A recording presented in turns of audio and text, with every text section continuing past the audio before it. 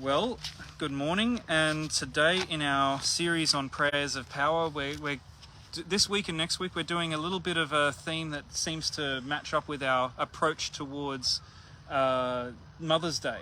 So today we finished Joshua last week, looking at prayers in Joshua. Now we're looking at prayers in the time of the Judges, but we're not going to do the book of Judges straight away. I want to look at two different things that are in the time of the Judges. This week we're going to be looking at Ruth and Naomi and that story, and next week we'll be looking at Hannah. So there's two different stories there, and we're going to be looking at the prayers here. So this week we're looking at Ruth and Naomi's story, and the theme that we're going to look at is that prayer grows the family. Prayer is what can grow the family, and when I looked at prayer within the context of Ruth, that's what came out at me. So let's look at that. Before we do that, I want to explore the background of Ruth. So we're going to go to Ruth chapter 1. We're going to look at some of these verses here. So if you want to turn to Ruth chapter 1, we're going to try and put a bit of context, social and historical context, to what's happening in when the book of Ruth is set. And the book of Ruth doesn't give us a clear indication of where it is set, in terms of what exact date, what exact time period. So we're going to look at the clues that are here in the first bit of Ruth, and we'll see what's happening. So let's read the first 5 verses of Ruth chapter 1. So it's only 4 chapters long. I love Ruth. It's a very easy book. You can get through it on a toilet sitting. Basically it's one of those easy ones to read. Okay, so now it came to pass in the days when the judges ruled, there was a famine in the land. And a certain man of Bethlehem, Judah, or Bethlehem Ephratah, some of you might have, went to dwell in the country of Moab, he and his wife and his 2 sons. The name of the man was Elimelech, and the name of his wife was Naomi, and the names of his 2 sons were Mahlon and Chilion, Ephrathites of Bethlehem, Judah. And they went to the country of Moab and remained there. Then Elimelech, Naomi's husband, died, and she was left, and her 2 sons. Now they took wives of the women of Moab. The name of one was Orpah, and the name of the other was Ruth. And they dwelt there about 10 years. Then both Mahlon and Chilion also died, so the woman survived her 2 sons and her husband. So the woman, being Naomi, survived her 2 sons and her husband. So we don't get a lot in this. What we do find out is that this is in the time of the Judges. That's the only really chronological detail we get. But we know that there was a famine in the land. Now, famine was something that God promised that if they were obedient, there would not be famine. Let's have a look at that in Deuteronomy chapter 11. So in Deuteronomy chapter 11, verses 13 to 17. Deuteronomy 11, 13 to 17. And it shall be that if you earnestly obey my commandments, which I command you today, to love the Lord your God and serve him with all your heart and with all your soul, then I will give you the rain for your land in its season, the early rain and the latter rain, that you may gather in your grain, your new wine and your oil. And I will send grass in your fields for your livestock, that you may eat and be filled. Take heed to yourselves, lest your heart be deceived, and you turn aside and worship other gods and serve other gods and worship them, lest the Lord's anger be aroused against you, and he shut up the heavens, so there be no rain, and the land yield no produce, and you perish quickly from your good land that Yahweh is giving you. Do you see that? What is that saying? That when they were obedient and faithful, God is guaranteeing that his blessings will come in abundance. So if there is a famine in the land, what does that tell us about the situation that's going on? Is this a period of Israel's faithfulness or their faithlessness? They're not being faithful because there's a famine. Now, in the book of Judges, we see this roller coaster. Judges is like a roller coaster. They're faithful, and then they forget, and they go to everyone doing what's right in his own heart. And then they fall into captivity. Someone else comes in and conquers the land, and they're in subjection to those people, and then they're delivered again, and then because they cry out to God and they turn to God, and then they're delivered, and then they forget after a period of peace, and then they're conquered again. And so this is what's going on. So if there's a famine, it's also likely that there's a period where they have been put into subjection to another nation. In fact, that's what we see frequently through the time of the judges. So Ruth is set in a time where there is apostasy in Israel, which means that there's a famine, and there's also probably subjection. Now, where is it that Elimelech and Naomi go with the sons? They go to Moab. Now, it's interesting that there's one time in the book of Judges where Moab is the oppressor of Israel. Moab has oppressed Israel, and we see that in Judges chapter 3. If you want to go to Judges chapter 3, we'll have a look at that. Now, this is early on in the time of the Judges. So Joshua has, he's divided the land, and then they had peace for a little bit. They first of all fell into oppression by the Mesopotamians. There was people from Mesopotamia who oppressed them. Then they had 40 years of peace, and now there's another period of oppression, and we see that in Judges chapter 3. In Judges chapter 3, it says, so first of all, they are delivered by the judge Othniel, and then after they fall into apostasy again. So starting in verse 12, and the children of Israel again did evil in the sight of the Lord. We see this as a very frequent phrase in the book of Judges. They again did evil in the sight of Yahweh, and then so Yahweh strengthened Eglon, king of Moab, against Israel because they had done evil in the sight of Yahweh. Then he gathered to himself the people of Ammon and Amalek, went and defeated Israel, and took possession of the city of palms. So the children of Israel served Eglon, king of Moab, 18 years, and they eventually get delivered by Ehud.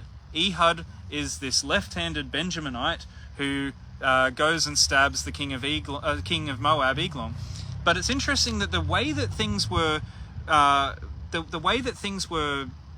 understood in the ancient times, in the times of the Bible, was that if a certain king and people defeat another king and people, the God of that king and people is considered to be greater than the God that has been defeated. So there's a famine in the land, which means it's probably a time of oppression, and Naomi and Elimelech depart from Israel, from Judah, from Bethlehem, and they go to Moab. Why might they be going to Moab? Food. They want food, but why Moab? Why not, Edom? I think it's because there was an assumption that Moab was the more prosperous nation than the more prosperous God. God is blessing Moab because Moab has defeated Israel. Now, another reason why I think that Ruth is set in the time of the early Judges, because Judges takes place over about 300 years. And another reason I think that Ruth is in the time of the early Judges is because of this. Let's go to the end of Ruth, chapter 4. Ruth chapter 4, verse 18. Okay, so Ruth chapter 4, verse 18, starting in verse 18. Now this is the genealogy of Perez. Perez begat Hezron. Hezron begat Ram. Ram begat Amminadab. Amminadab begat Nahshon. Nahshon begat Salmon. Now Salmon is interesting. Salmon is the father of Boaz, we're going to see. And Salmon, he had a wife. Who was Salmon's wife? Rahab. So Salmon married Rahab, and her child was Boaz. And Boaz had to have been early in the time of the Judges then. So it would fit for Boaz to be an old man at the time of Ruth. Now, how do we know Boaz is an old man at the time of Ruth? Well, Boaz says, he honors Ruth by saying, you have not chased after one of the young men, you have been honorable to look to me. He says he honors her for not going after the young men, meaning that there was a distinctive age gap. In fact, throughout the book of Ruth, Boaz calls Ruth daughter, meaning that he saw himself as being a father figure, or possibly even a grandfather figure. There's question as to whether Boaz, as the kinsman redeemer, was an uncle, a brother, or a cousin to Elimelech, because that is the relationship that he would have had. He's an elderly person, and so there are Jewish traditions that say that the night that Ruth conceived, Boaz died. That was his, he lived long enough just to conceive with Ruth. Now, I don't agree with that, but, it's just interesting that the Jews saw him as being that advanced in years that he died on the wedding night. That's an interesting story, isn't it? So we know that it's in the early time of the Judges. We know it's in a time of oppression, that they've left Israel, so it's a time of apostasy. And Moab seems to be the indication. So this is at the time when Eglon is conquered Israel, has defeated Israel and put them into subjection. This guy Elimelech decides to go to Moab. Now, what does that entail? If you're going to Moab, where was Moab? Where was Moab in relation to Israel? If you have a look at a map, Moab is in the southwestern part of Israel. It's the area that they had to travel through to come into the promised land. So Moses in the wilderness wanderings, they would have skirted Moab coming through to the promised land. So for Elimelech to go to Moab was to leave the promised land. You can imagine that he's probably serving after the god of Moab at the time to depart from Israel. In the time of famine, he's not seeking Yahweh, he's seeking Moab. He goes to Moab. He is departing from the place. And it's ironic because Elimelech's name means God is my king. So his name means God is my king. But then he goes to another god. And God doesn't bless them in that land. He dies. And then his sons marry two Moabite women. Now, is that something that was permitted? You're not to marry into the nations that serve other gods. But these people, these sons marry Moabite women. And what happens to them? They die. And then we see that Naomi, is she faultless in all of this? She hasn't raised an objection going to Moab. She hasn't raised an objection to her sons marrying daughters of pagan nation. So what she does is she is participated in an apostasy, walking away from the promised land, walking away from Yahweh. And in this area, she feels the weight of what has happened. She sees that she has walked away from God's blessings, and it's not a surprise to her that the blessings haven't followed her. And so when we look at this, verse 6 of chapter 1 of Ruth, then she arose with her daughters-in-law, that she might return from the country of Moab, for she had heard in the country of Moab that Yahweh had visited his people by giving them bread. Now this is interesting. God had visited his people by giving them bread, which means that the blessings of God have returned to Israel. This means that this is about the time where Eglon has been defeated. Eglon is, and you can imagine that in Israel, when they've oppressed Israel, there would have been a lot of Moabites stationed in Israel to keep them in subjection, right?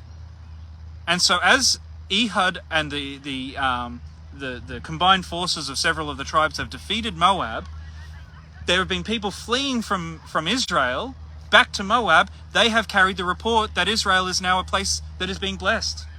Can you see that? And so she decides, I'm going to go back. I'm going to go back. Her heart is being drawn back. And this is I love the hope here. We can walk away from God, but God doesn't walk away from us. He might withdraw his blessings only so that we can see that it's better off when we're following him. And her heart is drawn back. She could have gone, well, God is no longer blessing me, I can walk away now. But she doesn't walk away. So she says, I'm going to go back. And that is the context of the book. Now, another thing, we're going to see that there's a piece of land that has to be redeemed, along with Ruth. That means that to go, as he was leaving the promised land, Elimelech sold his inheritance. He sold his own land so that he could go. Think of the prodigal son. The prodigal son says, give me all of my inheritance, and goes off to a faraway land. That is very similar to what Elimelech has done. He's saying, I want to have the money that my land is worth. So he's sold his land and gone off to Moab. He's gone to a far country. So when you think of the prodigal son, think of Elimelech, because it's very similar context. So he sold his land, and so Naomi, in going back, she knows she's not going back to land. She's going back as a pauper. She's going back as a poor person without a husband, needing to rely on the welfare system that exists in Israel, and we'll talk about that in a moment. So they had a welfare system, and she knows she's going to go back, and we'll see that she even has a lamentation. So let's look at some of the prayers. The first prayer we see, because we'll see the story through the prayers that are in the, and there's 9 prayers within the book of 10, if you count that there's 2 in one verse. So there's 9 little passages with prayers in the book of Ruth, which is amazing given it's only 4 chapters. So in chapter 1, verse 8 and 9, so she's about to return to Israel. In verse 8, and Naomi said to her daughters-in-law, "Go, return each to your mother's house. Yahweh deal kindly with you as you have dealt with the dead and with me." So the daughters-in-law, as she is departing, both the daughters-in-law, Orpah and Ruth, say, "We want to go with you." And she says, she prays, her first prayer that we see here is a blessing. Yahweh grant you, go, Yahweh deal with you kindly, as you have dealt with the dead and with me.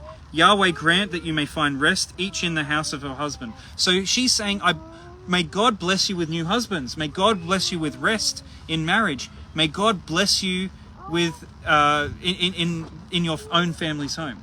She's giving them an out. And they say, "No, we want to be with you. We want to go with you." So it's amazing that the first prayer that we see, in fact, most of the prayers are personal prayers over people in the book of Ruth.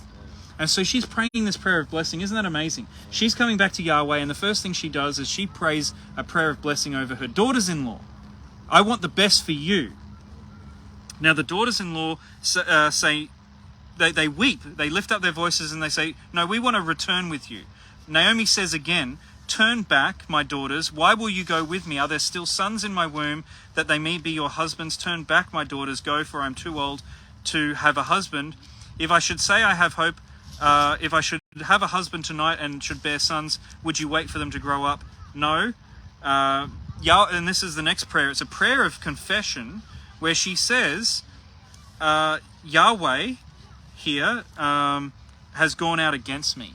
She recognizes that her life, her choices have led to the predicament that she's in. And she says, "Yahweh has gone out against me." Now that doesn't drive her away. Sometimes we see that Yahweh has turned against us. Oh, we've got another member here just above you.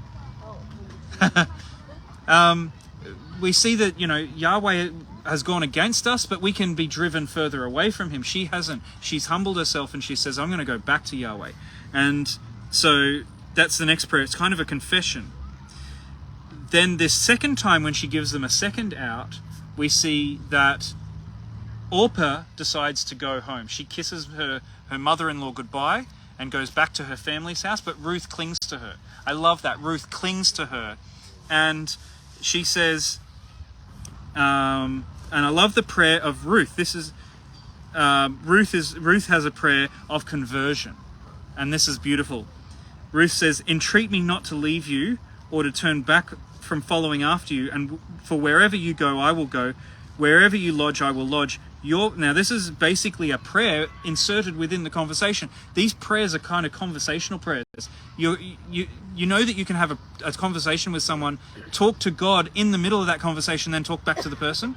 Prayer doesn't have to be, okay, we're stopping, we're closing our eyes, we're now in a new position. You can be just talking and praying within the conversation. And that's what happens here.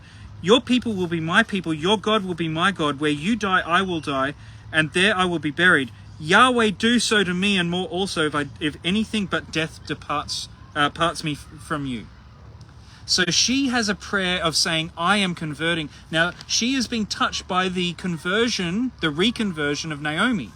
Naomi has reconverted to Yahweh because she has seen the calamity that's come upon her, and Ruth converts with her. She says, and this is actually understandable, because if Moab has been defeated by Yahweh, she would also be thinking, well, Yahweh is more powerful. Yahweh has defeated Chemosh, the god of the Moabites, so therefore I should follow after Yahweh. Amazing, isn't that? So she is saying, I'm gonna make your God my God, and she swears solemnly before Yahweh that would be the case. And so they go back. Okay, that's the third prayer. Now they go back to Bethlehem. And as they are approaching, women are saying, "Isn't that Naomi? That can't be. It's Naomi." And she says, and this is we'll see the next prayer here. "Don't call me Naomi, call me Mara." Now Naomi meant pleasantness, pleasantness and pleasure. And she says, I don't deserve that name. Call me Mara. Mara means bitterness. Okay, so instead of like she said, don't look upon me as if I have pleasure. I have bitterness. She is owned her lot in life. And it's interesting, even though she's come back, God is still going to redeem her out of that identity she has taken for herself. She's taken for herself an identity God doesn't want her to have. Who has felt bitter and changed our identity to an identity of bitterness? God wants to take her out of that. By the end of this book of Ruth, we call it the book of Ruth, but it's also the book of Naomi, because this is about Naomi's story as much as it is about Ruth, because Naomi is also being redeemed. And so she laments by saying, "For the Almighty has dealt very bitterly with me. I went out full, and Yahweh has brought me home again empty. Why do you call me Naomi, since Yahweh has testified against me, and the Almighty has afflicted me?" This is a lament. This is one of those prayers of lamentation. And she's lamenting, not in a woe is me sort of way, but more of a, I deserve this. She's owning it. She's owning this. God has afflicted me because we wandered away. I'm coming back to the God who's afflicted me because I know that that's the only place I can be blessed. Beautiful, isn't it? So the next chapter we see that Ruth is not just a bludger. Ruth wants to go out and earn her keep for herself and her mother-in-law. She's the one with the more energy. You know, Naomi's advanced in years, so she goes out and she says, let me go out. Now, the social welfare system was that as landowners were harvesting, they weren't to harvest everything. They weren't to make sure they get every single thing off. They were to leave enough for people to come through and take, so that the poor could come through and take what was left over, and they would eat of that. Now, it's the beginning of the barley season, so this is set probably just after Passover. After the wave sheaf, they're starting to harvest. And at the beginning of the barley season, they've gone out. So this is in the springtime. Okay, this is in the springtime. And over the next few chapters, a few months are going to pass, because the barley harvest would go from the time of Passover through to the time of Pentecost. So it's just into the summer. So it says here that there was a relative of Naomi's husband, a man of great wealth, chapter 2, we're in verse 1. His name was Boaz. Ruth the Moabitess said to Naomi, let me go to the field and glean heads of grain after him in whose sight I might find favor. So she's going out trying to find landowners who are following the welfare system. Now we know Boaz is a man who is righteous. Why? Because he's following that system, and in fact he goes above and beyond. And he says over the course of this chapter, just let some things drop out of your bundled baskets so that the people can find them, and that they can gather them and use, and so Naomi can, Ruth can be filled. And so we'll see that the end of that first day, she goes back with a 22 litre drum worth of harvest. That's how much she's got in one day. So God has really blessed through Boaz and through what he has done. So he's a righteous person. Also, where Elimelech left and took his family into poverty, his cousin or uncle or whatever Boaz is, he's a nearby relative, he is being blessed. He's a wealthy man. So during a time of famine, God has blessed him. What does that mean? That means that this person is faithful. This person remained faithful, because even though the famine was affecting all of the unfaithful apostate Israelites, he has been blessed. So we know this very early on. It says he's a man of great wealth, and in fact that word man of great wealth can also be translated man of great valor. He's a man of great valor. He possibly even fought in the war to overthrow Eglon and the Moabites. So it says, so she goes out there, and we see the next prayer here. This is a prayer, but this is two prayers back to back in verse 4. So Boaz blesses his workers. He walks among his workers and he has a great relationship with them because he gets to them and he says, Yahweh be with you. Or the Hebrew would be Yahweh immāḳem. Try saying that together. Yahweh immāḳem. Yahweh immāḳem. Say it together. Yahweh immāḳem. That means Yahweh be with you. And the response then was yəďbāreḳkszā, Yahweh. Yəďbāreḳkszā, Yahweh means and blessings from Yahweh to you. So say that one. Yəďbāreḳkszā, Yahweh. Yəďbāreḳkszā, Yahweh. And that's so this was the greeting. Yahweh be with you, and the response was Yahweh bless you. And so this shows that the owner and the workers have a great relationship. And he doesn't see his workers as just tools. He sees them as people that he wants Yahweh to be with. He has obviously got a strong evangelistic family attitude towards his workers, and they love him. Isn't that amazing? No wonder God is blessing him with wealth and abundance because he is treating his workers well. If you treat your workers well, they feel like family and they want to bless you. And when he has the confidence to be able to say to the men, don't harass this woman, and so he blesses her with protection. He blesses Ruth with sustenance, provision, and he blesses her later on with a meal, as we'll see. So he hears the story about Ruth. It's a small village, like town. It's not a big city. It's a small town, Bethlehem, at this time. Bethlehem actually means house of bread, by the way.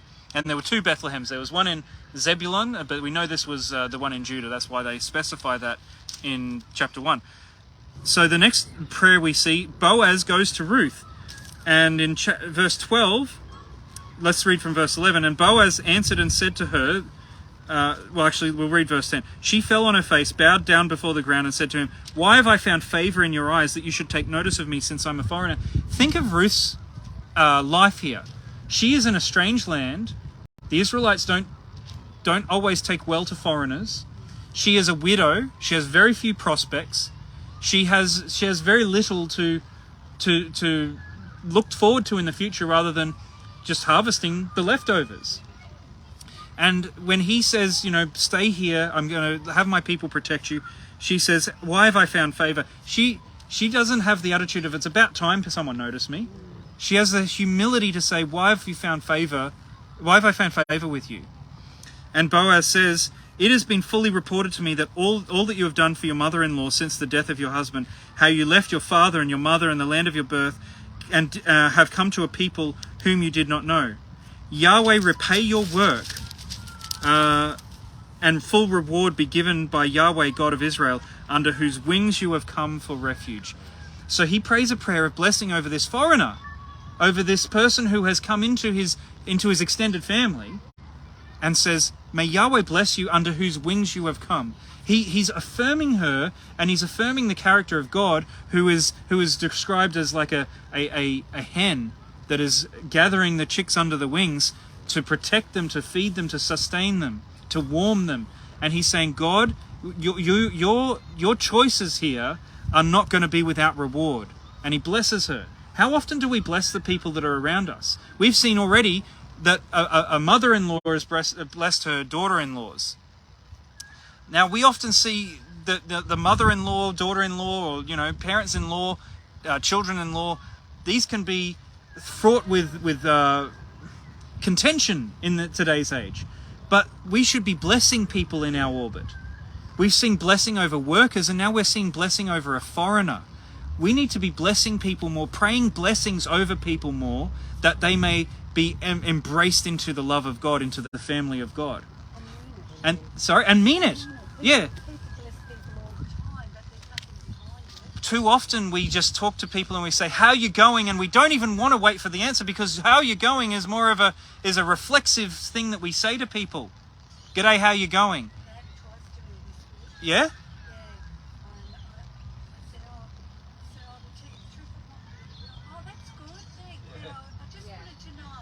Yeah, so we're not even listening for the answer. Yes.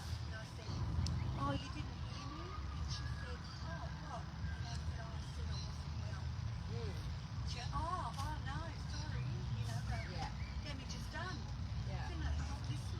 It's not listening, and it's not caring.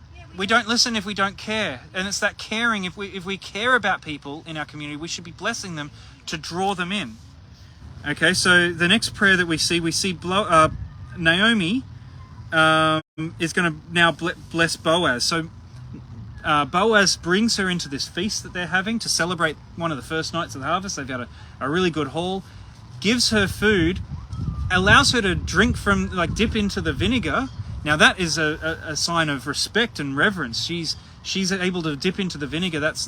She's been brought right into the family. She's not sitting out there with the foreigners, with the workers. She's brought right into the family as one of his household, basically. And she doesn't eat everything. She gathers stuff to take home to her mother-in-law. So she comes home.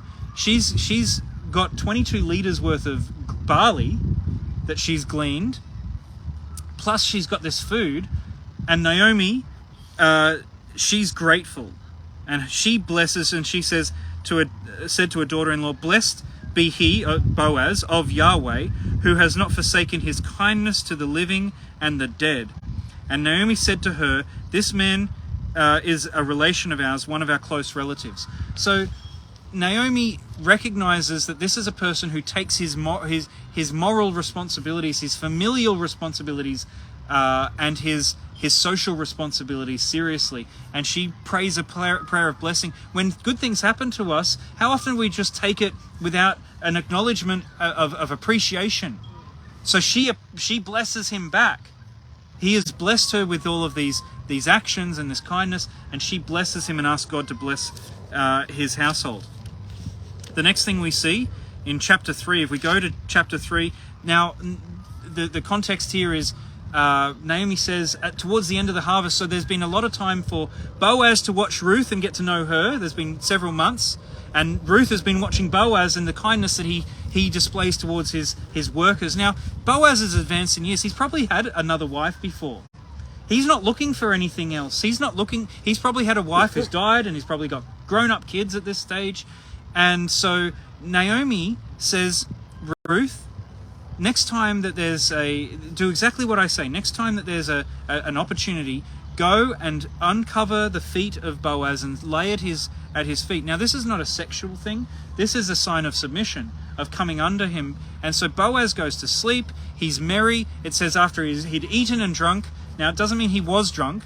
His heart was full because he's seen the harvest. Now, he has set up his tent to look at this massive pile of threshed barley, because what they would do is they would have to have people stationed to guard it from marauders and thieves coming in and stealing the harvested grain.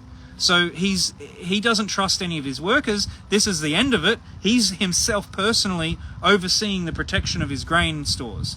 So you can see this. Imagine this big pile that has been threshed, that's drying and ready to go into storage. He's watching that. It's the end of the harvest. It's close to Pentecost. It's almost at the time of Pentecost, and he's watching over it. And he goes to sleep in his tent. Ruth goes in there, uncovers his feet, and lays there. At about midnight, he wakes up startled, and he notices that there's someone sleeping at his feet. I put Victor to bed with me last night, and I fell asleep before him. And I woke up at 1 o'clock, and he's laying on the thing. I'm like, oh, he's here. Okay, I better put him to his cot. And so, that's kind of the feeling that he would have had. And he's like, who is this? And she says, "It is Ruth, your servant. It is Ruth, your servant." And it's interesting what she says to him. She says, "I am Ruth, your maidservant. Take your maidservant under your wing, for you are a close relative." Now, she's using a similar word that he used on their first encounter, which is this word wing. He said to her, "May God bring you under his wings." And so she's saying, "I want to come under your wing. May you be the answer to the prayer you prayed for me. You're a close relative." She's identifying herself with the family of God. She's an in-law. And she's saying, "You're a close relative." Now, what this is saying is she's saying, so then he says, this is the prayer he prays. "Blessed are you of Yahweh, my daughter, for you have shown more kindness at the end than at the beginning, in that you did not go after young men, whether poor or rich. And now, my daughter, do not fear, for I will do all that you request for you, for all the people in my town. No, he says my town. He's one of the rulers there. He's one of the rulers in Bethlehem. In my town, know that you are a virtuous woman. Now it is true that I am a close relative. However, there is a relative closer than I. Stay this night, and in the morning it shall be that if he will perform the duty of a close relative to you, good, let him do it. If he does not want to perform the duty, then I will perform the duty. For as Yahweh lives, for you, as Yahweh lives, lie down until this morning. So this is a prayer that has two parts to it. He blesses Ruth, but he also makes a covenant before God that he will redeem her. Now what this means is that to protect the lineages of Israel when the land was divided, should the land be sold, or should people die without people to carry on the family name, a relative was supposed to step in and give a son to that family if possible. And so he was saying there is one that's a closer relative who could perform this. And so what would happen would be Ruth would have a child with that person, with a kinsman redeemer, and that child would not belong to the family that is that his family. It would belong to the family of Elimelech. So God is here about to redeem Elimelech's family and Naomi, because Naomi has lost her two children. This would be a child from Ruth that would be under Naomi. Okay, this would be a redemption of Naomi and of Ruth and of that whole family line. So he says, I will do it. As Yahweh lives, I will do it. Now, he doesn't have to worry about anything because he's already got children to carry on his name.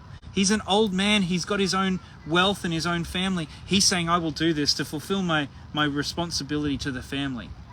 And he blesses her. He prays another prayer of blessing over Ruth. Now, the story happens in chapter 4 that he goes and he uses a bit of wisdom here, because it's not just Ruth's hand in marriage that is available, it is the land. And so he goes and he meets at the gates of the city. Now, where they would hold council would be at the gates of the town or the city.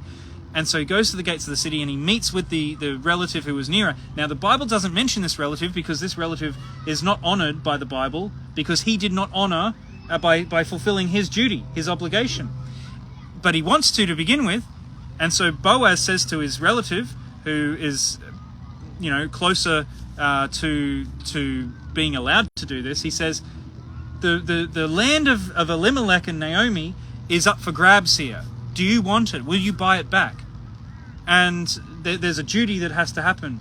And he says, oh yeah, sure, I'll do that. Because he wants the land. He could have redeemed the land. And then Boaz says, okay, that's fine. You do realize you have to marry Ruth as well. And give a child, the implication is, and give a child to Naomi and to Elimelech's family. All of a sudden, the guy doesn't want to do it anymore. He says, my inheritance might be put at risk. My children and all of that might be put at risk. And so he says he declines. In Deuteronomy, when this was to happen, if a woman was to be now it's interesting. Ruth doesn't push her case. She doesn't push her right. She requested of Boaz, and so she's not here in the town pushing her right. Boaz is taking the initiative here. Now, if Ruth had been pushing the right, if Naomi had been pushing the right, and it was refused, she would have had the ability, according to Deuteronomy, Leviticus and Deuteronomy, to go and remove the sandal from the person refusing to fulfill his obligation and spit in his face. Okay, because this is a dishonor. This is an act of dishonor. Now, he's not fully dishonorable, because this is more of a discussion. This is a discussion going on. He's still not doing the most honorable thing, because there's someone else ready to step in. So Boaz, he voluntarily takes his sandal off and gives it to Boaz, saying it's going to be on you to do this. And that's the contract that is entered into. Does that make sense? And so there's no spitting in the face, because there was no, he doesn't dishonor her because there's someone else who's willing to do it, but he's also not honoring her. He's righteous, but not good. We've talked about the difference between righteous and good several times. You can see that there's several examples here. The person who should have fulfilled his obligation, but didn't have to, he's righteous because there was someone else who was stepping in. Boaz, though, is good. He didn't have to. Someone else was closer. And so he is good. Good is a meaning of abundant generosity, beneficence. And so we see the same with the two daughters-in-law. Orpah didn't have to follow Naomi. She was free. She was being loosed. Her obligation was over once the son died. But so she was righteous to have gone, but Ruth was good. Ruth was a good daughter-in-law because she did above and beyond. She goes and looks after her mother-in-law and adopts herself into the family. Isn't that, you see that? And so we see this difference between righteous and good. The next time we see a blessing is the people bless Boaz and Ruth upon their marriage. And we see this in verse 11 and 12 of chapter 4. And the people who were at the gate and the elders said, "We are witnesses. Yahweh make the woman who is coming to your house like Rachel and Leah, and the two who built the house of Israel. And may you prosper in Ephrathah and be famous in Bethlehem. May your house be like the house of Perez, whom Tamar bore to Judah, because of the offspring which Yahweh will give you from this young woman." And so we see that there's a reference here, a blessing. May you be like Leah and Rachel. May you be like Perez. May your house be like that of Perez. Now, Perez is the son of Judah, from whom Boaz is descended, and Elimelech and all of that. So this is the family line, and they're saying, may you be mighty in this family. And so the people of the city are blessing the union. Do we bless unions that we see? Do we bless them as we should? Do we have that blessing that may your family grow? These prayers are answered. These prayers are all family type prayers. Whether it's the workers who are considered part of the family, whether it's whatever it is, the family grows through prayer in the book of Ruth. Do you see that? These prayers, God answers them. Do we want our church family to grow? Do you want your Alina shouldn't have been able to have kids so easily. We prayed about having kids and God answered. Okay, Alina has polycystic ovarian syndrome. That should have been an issue that would have affected conception. The first time when we were trying for Victor, we got pregnant the first time we decided that we were going to. And for Erina, it was the second time. So God opened, and we see that in answer to this, this prayer by the people, where does it say? So we'll finish the prayer. And may he be a restorer of life and a nourisher of your old age. Oh, sorry, no, this is the second prayer. The second prayer is about Naomi. But in between, verse 13, Boaz took Ruth, and she became his wife. And when he went into her, Yahweh gave her conception. Now, this is interesting that it says Yahweh gave her conception.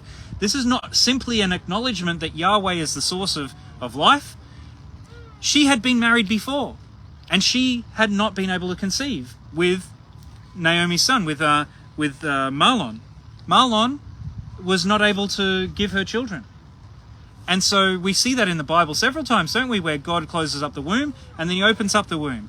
In answer to this prayer of blessing, where were they when they tried to when Ruth tried to have kids with Naomi's son? Where were they? In Moab, surrounded by Moabite religion, pagan gods, walking away from Yahweh. Now she is in the promised land. She has converted to Yahweh, and Yahweh opens up her womb in this place of blessing. We make it a place of blessing, or we make it a place of cursing, depending on how much we are close to God. And that's what I love about the story here in Ruth. And then the women bless Naomi, because this is Naomi's redemption story as much as it is a story of conversion for Ruth. And this is the prayer. The women said to Naomi, "Blessed be Yahweh, who has not left you this day without a close relative, and may his name be famous in Israel. And this is the child, may his name be famous in Israel. May he be to you a restorer of life and a nourisher of your old age. For your daughter-in-law who loves you, who is better to you than 7 sons," I love that, "better to you than 7 sons has borne him." And Naomi took the child and lay him on her bosom, and they said, they gave his name as Obed.